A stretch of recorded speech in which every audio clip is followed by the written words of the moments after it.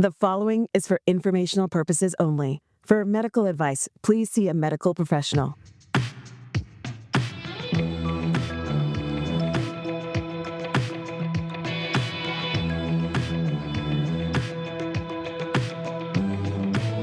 Welcome to Staying Alive with Margaret and Susy. Today we're going to cover the topic of pain. And there's so many different kinds of pain, and all pain lies in the brain and lets us know we have pain. There's no objective measure for pain. In other words, if we're asked on a scale of 1 to 10, how much pain do you feel? Different people might feel different levels. They're going to give different numbers. It's not something that we can really objectively measure, but it's something that really affects our lives a lot as we age. And it's different than acute pain. Acute pain is where when we touch a hot stove or get burned, our brain lets us know there's pain, or we sprain a muscle when we're doing some type of workout or something. We feel pain. But there's also a chronic pain. And the chronic pain is something that it can be on and off for no explained reason. Sometimes it doesn't go away at all. And as we age, we're more and more apt to be living with chronic pain. And that pain can be linked to other types of conditions we've developed, like arthritis. And our doctors tell us, oh, that's the pain of arthritis. And other times the pain can be like a complete mystery. And unfortunately, it's not uncommon for seniors to have pain that they don't even know what is the cause of it. But unfortunately, it's also not that uncommon that we are offered opioids to deal with our pain. Right, right. And Opioids are so tricky too. mhm, I mean, it's really a shame. We've all heard of the opioid epidemic that's happened due to the overprescription of opioid medications. And I heard something today that was really interesting, that when people are prescribed opioids or when they become addicted to opioids, um, the opioids actually help them to keep remembering their pain. It's like a drug addict takes those opioids so they can, and then unfortunately, they're doing it to ease pain, but it just reinforces the pain. So then they have to use again. Whereas when wow, you have natural opioids, that I'm sure we're going to talk about that a little bit, a little bit.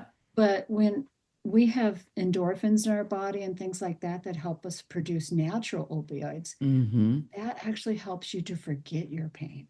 Yeah, So I just thought that was really interesting. yeah. Yeah. Today, Susie and I are going to talk about natural ways that we deal with pain and that we know about how to deal with pain in natural ways. And that brings us back to the anti inflammatory lifestyle that we've touched on already in many episodes. Anti inflammatory lifestyle helps us to prevent or manage diseases such as arthritis, but also things like heart disease and cancer. And it turns out that inflammation also plays a role in pain. And inflammation is a normal part of aging. I actually asked my doctor recently, and Mm-hmm. she said, the interesting thing about inflammation is it's definitely tied to certain illnesses, especially some autoimmune illnesses like rheumatoid arthritis, psoriatic arthritis. But everyone's different in their inflammation markers. If you take a group of 10 people about the same age, measure their inflammatory markers, which you can do with a blood test, they'll all be different. So it's a tricky thing. I think inflammation is part of many, many illnesses, and it's definitely part of people's pain for sure. I Mm-hmm. have a sister who lives with chronic pain, and due to a autoimmune disease. And I asked her about that, and she said that when she follows an anti-inflammatory diet, it doesn't really improve for her, but she was already eating a healthy diet, right? And we're going to talk about diet later.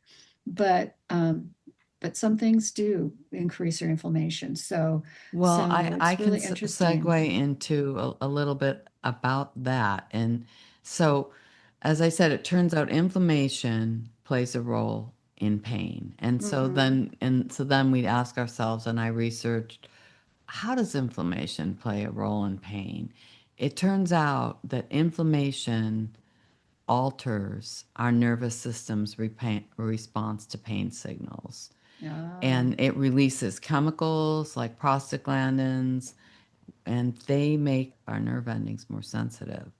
So when the nervous system is more sensitive, it's more sensitive to pain stimuli, and we sure. feel more pain. Right. So with the natural lifestyle ideas that we have today, what we're going to talk about are the ways in which we have learned to keep our nervous systems calm in order to decrease inflammation, for sure, as a natural way, hopefully, to reduce pain. So I'm going to just touch for a moment on stress and sleep. And I'm going to talk a little bit about exercise. And most of the episodes, Susie's going to be talking about dietary things that we can do. So, how do we keep our nervous systems calm? Well, I mean, the first thing we might think of is stress management. Like if we're feeling pain and our doctor feels that we have inflammation going on in our body, you'll notice the doctor will say to you, how's your stress levels? How are you sleeping? How much alcohol are you drinking? What's your exercise like? What's your diet like? That they go over those things because they know that it affects. And so, stress management things that we do can vary. It doesn't have to be as complex as learning a specific meditation methodology or something. I mean, for me, I incorporate all these different things, except for the diet. I don't eat while I'm exercising. I combined my stress management and exercise together. So what I'll do is I'll go out for a solitary walk where I'm meditating while I'm walking. I get to the park. I spend some time enjoying the birds and the trees, and I incorporate that into my exercise program every day. And then I do all the things that I need to do to make sure I get a good night's sleep. And we've talked about that in another episode. And then I focus on my exercise plan. And so, what's interesting about exercise in particular with an anti inflammatory lifestyle and trying to reduce pain, I'm sure we've already all learned from when we were kids, when we have acute pain, say we strain a muscle picking something up off the floor or out on the tennis courts or something. Get a paper cut. Well, I was going to say we with those kind of pains and strains, we've learned to use something called RICE, which stood for rest, ice, compress, and elevate. And that's great for when we have an acute pain where we've just pulled something. But with the chronic pain in our bodies that we're talking about, what doctors now know is they're using a new acronym, and it's called MEAT, which stands for movement, exercise, analgesics, and therapy.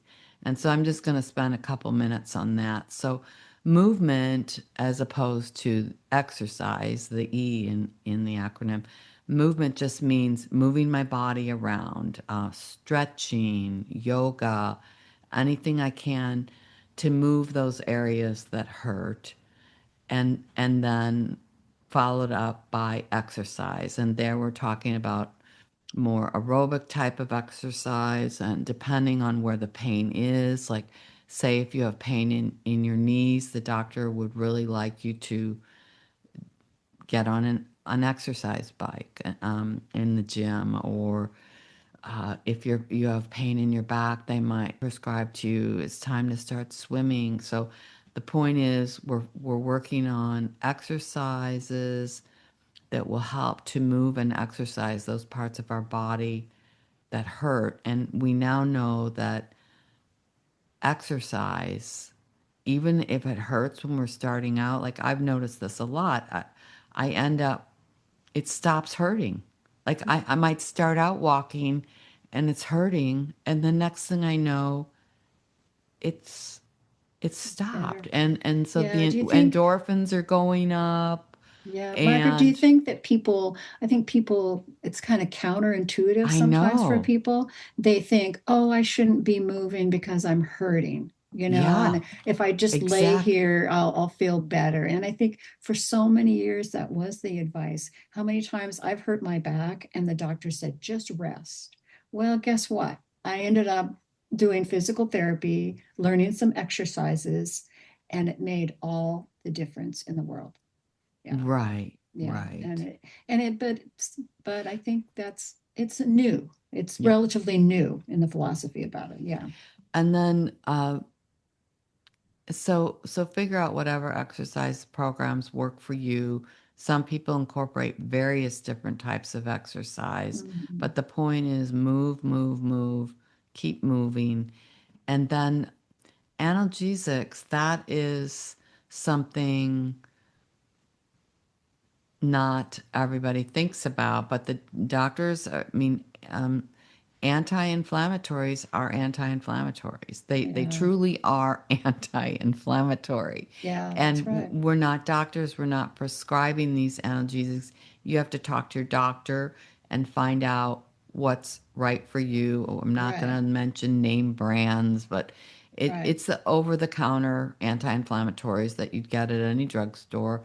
Find out from your doctor what works for you and is okay for you based on various systems of your Right. body. And some people aren't supposed to take ibuprofen. I'm not supposed to take it, Hmm. or whatever, any kind of analgesic. Yeah. Sometimes you just have to be Well, careful. not, you can take Tylenol, can't you? Yes, That I is can. an Yes, I analgesic. can. Yes, That I is an can. analgesic. So there are different So, types that and are so better I've for just different people. named it name brand. I'm sorry about that, but Well, it's okay, I think. I think it's okay. it's like But, you that's what. know, Margaret, too, I think people's pain is so different, and people, are anxious. Makes them anxious. And then they think, oh, should I take something? Should I not?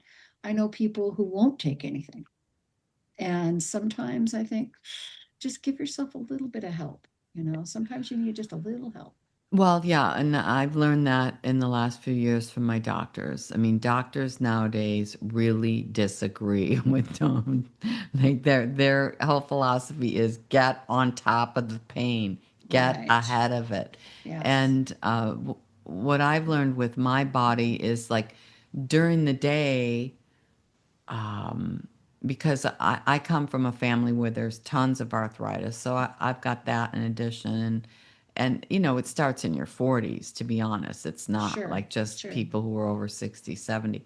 So what I've learned is that during the day, these healthy lifestyle choices are all I need. Sometimes if my arthritis is flaring up, when I need the analgesic when I go to bed at night Mm. because I'm not moving around then, and and I need to get a good night's sleep. So there are Yeah. times where I incorporate that, and that's all I want to say on analgesics. And so the last letter in that acronym T stands for therapy. Really talking mostly about physical therapy, but there could be other types of therapies that people like to incorporate in, like acupuncture, massage therapy.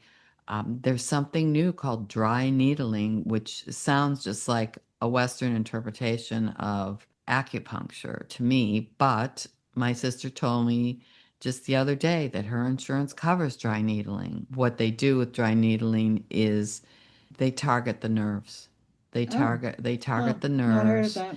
in such a way that they interfere with the the nerve sending pain signals. Oh, It's the newest thing. It's yeah. the Well, newest there's thing. hydrotherapy. There's different types of things that people can do. You have to find out what works for you. And the sad thing is that not all arthritis, for instance, mostly the arthritis that we're talking about is osteoarthritis, which is more of a condition of aging. Yeah. There's different types of arthritis that are autoimmune that you can get even at a young age. So we're only talking about things that we can Osteoarthritis. control through an anti-inflammatory lifestyle. And so Right. here I think is where we want to move on to the diet, because that okay. is something that you know so much about and have helped so much of so many people. And it may not be something that some people are considering. I mean, some people are doing great with meditation and exercise, but they're just eating any old thing. So tell us Right. about how Yeah, I diet think, factors in. an anti-inflammatory diet can be a big key to controlling inflammation. And it's basically a healthy Mediterranean diet. There's a few components that I think, can help. They're not necessarily going to eliminate chronic pain, but they can help some people. And so if there's a chance that they can help, why not try it? Because not only is it a help with inflammation, but it can help with other things in your life. So probably one of the most important things is to focus on protein, but focusing on some plant proteins is really important. Think about whole grains, think about beans, nuts, as snacking on nuts. Trying to eat more fiber. Look, when you think about grains, you think about whole grains, try to encourage more fiber in your diet. Now, for women, the recommendation for fiber for women after the age of 50 is only about 21 grams. And for men over the age of 50, it's about 30. So that's kind of a change from when you're younger. There's a reason, we aren't going to go into not to eat too much fiber, but try to focus on 5 a day, 5 cups a day of fruits and vegetables. The more fruits and vegetables you eat, the easier it will be to have less inflammation. There's some people focus on some herbs. Turmeric is one thing that is supposed to help with inflammation. Garlic, ginger. These things are supposed to help with inflammation too. Incorporating those things into your diet. I'm not going to focus on any supplements for those because I think it's a little controversial. But if you can get some turmeric, garlic, ginger into your diet, that'd be great. Cinnamon. Avoiding trans fats. When we've done an episode on fats, but I think it's important to avoid trans fats. Fortunately, there's not as many trans fats in our foods today as there used to be because they've removed them from a lot of food products. Trans fats, they add hydrogen to the fat, making it solid at room temperature, which is why they were so popular in the food industry. It made it easier for people to make foods. But they are definitely inflammatory. Limiting saturated fats, especially saturated fats from animals. Saturated fat is good for you in many ways at a certain extent, but you don't want to just eat only saturated fat. Okay. And then you can look at the omega-3s and omega-6 fats in your diet. Now, omega-6 fats are essential as well, but most people overdo omega-6 fats. They eat too many of them. They're the kind of things that are in fast foods like chips and crackers, and they're the oils like safflower oil, sunflower oil, typical things that are in fast food. And so important thing is to increase your level of omega-3 fatty acids. Now, omega-3s are the ones that are in nuts and also in salmon, good fish. So the trick is to try to have more omega-3s than omega-6s. So, I usually tell people to look at your choices that you're making. Are you eating nuts for a snack or are you eating chips? It's real easy to grab things that are high in omega-6 fatty acids. So try to balance that. Try to increase your level of omega-3s. Okay. Basically, this is just a healthy Mediterranean diet, eating more monounsaturated fats like peanuts, olive oil. And what's really good for inflammation? Dark chocolate. Okay. To a limited extent, right? Okay. Because most dark chocolate has a lot of sugar in it. So, but to treat yourself to a piece of dark chocolate can help with inflammation. Now, that has to be, when I say dark chocolate, it needs to be at least 70% cocoa. Okay. So you'll see on labels when you go to the grocery store and you're looking for chocolate, some of them even say 85% cocoa, but at least 70%. And, close the kitchen at night. That's a big tip for inflammation Ah, because people have a tendency, I've been guilty myself, to snack at night before they go to sleep. And that can really not do well for your body. So try to not, if you're going to go to bed at 10 o'clock, try not to eat after 7. It's usually about 3 hours they recommend. And some people even try to do what's called intermittent fasting, at least 12 hours with no food. Sometimes if you have diabetes or something like that, you can't necessarily do that. You have to have your meals be a little bit more steady. But, if you stop eating at 7, well, basically, you can have breakfast at 7, it's 12 hours. So it's yeah. really not all that hard. No, it's But not. I think if it's a habit that you've gotten into, it is tough to not snack at night when you're watching TV or watching a movie or something. And also try not to eat dinner so late. I know as I've gotten older, I've really tried to have food earlier in the evening, try to eat around 5 or so instead of waiting until 6 or 7.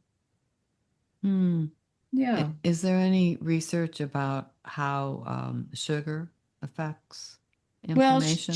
sugar definitely affects inflammation. Yes. Yes, especially if you're eating it to an extent that is more than about 10% of your total calories. And when I talk about sugar, I'm not talking about fruits. I'm not talking about natural sugars. Yeah, I'm talking about I'm talking sugar. about like soda pop and Right. Candy. Yeah. Candy, things that mm-hmm, are really sweet. mm-hmm. But these things can make a difference. And for some people, especially if you're not eating a healthy diet, you might want to take on some of these tips because it can help. And if Yeah. it's going to help, shoot, why not?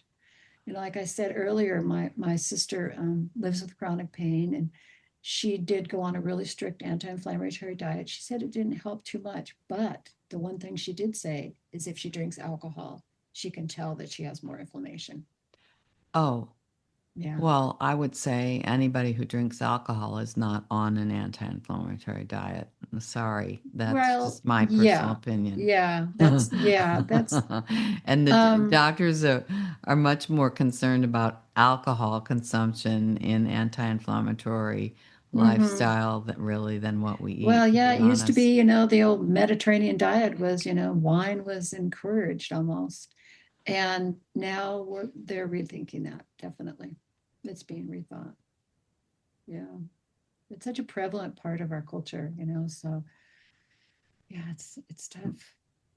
So I think But if you're it's living worth a in try. pain, you might be Mm. willing to go to any lengths to try Yeah, and I think, anything you can to eliminate yeah, that pain in your life. yeah. And when you think about stress and you think about sleep, Um, I've heard a doctor say that, if you're tired, I know this is true for me. If I'm tired and if I haven't slept good or if I'm stressed out and I have pain, it's going to be way worse. Yes, Yes. exactly. Yeah. And so if you're living with intermittent pain, Mm-hmm. try and make a note of, maybe keep a journal. What was going on this day where I felt Yeah. no pain? Yeah. What was I doing the day before when on this day I woke up in so much pain? Right. And and see if you can find any type of correlation in anything in your Right. lifestyle that you might change. And I also think it's important to recognize that as people age, some things just aren't as easy for them. You have to adjust what you do. For instance, there's I would nothing say wrong with, for us, but yeah, I maybe like you don't that. want to take a full-on yoga class. Maybe you want to do a chair yoga class. Mm-hmm. And if you have chronic pain, my husband, for instance, has a bad neck from accidents. And if he does too much, if he overuses his neck for certain types of things like tree pruning, Mm-hmm. he's gonna, his neck is gonna bother him. Yeah. So it's important to recognize the kind of triggers you have and to try to avoid those things. And the other thing that I think is important about exercise in relation to pain is when you strengthen certain things in your body. For instance, if you have back pain and you can strengthen your core muscles even just a little bit, it's going to help so much. So Right. yeah, Right. can't go wrong with trying to do the things that are right for yourself. Well, I feel like we've covered everything I would think Yeah. to cover. Is there anything else you want to add, Susie? No, I just hope that people who are suffering from chronic pain can utilize some of these tips and help themselves and recognize that there is help. Yes. And even here, we can advocate for ourselves, and there are Mhm. things that we can do.